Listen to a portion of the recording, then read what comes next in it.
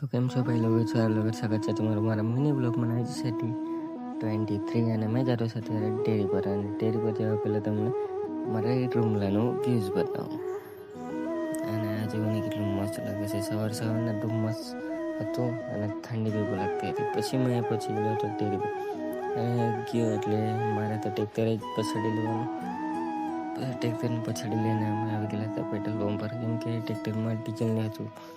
અને પછી ડીઝલ લઈને અમે આવી ગયેલા હતા ડેરી પર. અને ડેરી પર જોન ડીયરમાં ડીઝલ નાખવાનું હતું એટલે ડીઝલ નાખી દીધું. અને પછી મેસી ટ્રેક્ટર હતું તેમાં અમારે હાઇડ્રોલિક કરવાનું હતું એટલે મેં હાઇડ્રોલિક કરી કાઢ્યું.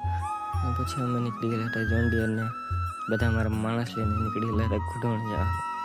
અને ફાઇનલી અમે ઘૂંટવણી પહોંચી ગયેલા હતા અને અમે ત્યાં વાયર ખેંચવાનું કામ ચાલુ કરી દીધેલું. અને ફાઇનલી અમારા વાયર ખેંચાઈ ગયેલા હતા. અને પછી મેં આવી ગયેલા હતો દટ્ટા મારવા અને દટ્ટા આપી ફાઇનલી મારી દીધા. અને પછી વાગી ગયેલા હતા એટલે મેં જ જમી લીધું. જોઈને આજે મેં કનનું શાક લાવ્યું છે કેટલું પર દેખાય. પછી અમે આવી ગયેલા હતા બીજી લોકેશન પર. અને બીજી લોકેશન પર અમારા વાયર ત્રણ ખેંચાઈ જ ગયેલા હતા અને અમે ચેક જ લેવાનું હતું. પછી આવી ગયેલા હતા ડેરી પર. અને ડેરી પર ટ્રેક્ટર મૂકી દીધું અને મેં ગાડી લઈને નીકળી આવ્યો ઘરે આવવા માટે. અને ઘરે આવીને શાક બનાવવાનું હતું એટલે જીવન રોક્ષી કેટલા ટામેટા ખાય છે એ માટે આટલું મિની બ્લોગ જોવા માટે થેન્ક યુ.